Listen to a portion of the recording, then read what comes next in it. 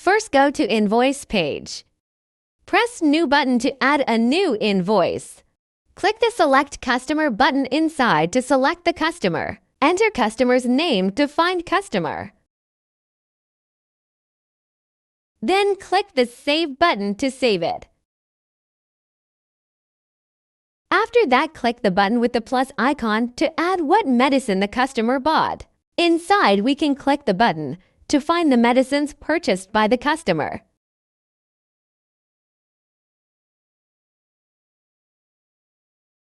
After selecting the medicine, continue entering the quantity and price required by the customer.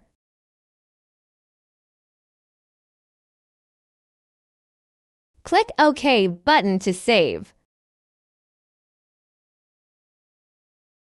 In addition, you can also select the unwanted column and click the button with the icon to delete it. We can also select the column that needs to be edited and click the button with the pen icon to edit it. After completing all operations, return to the record list to view the information.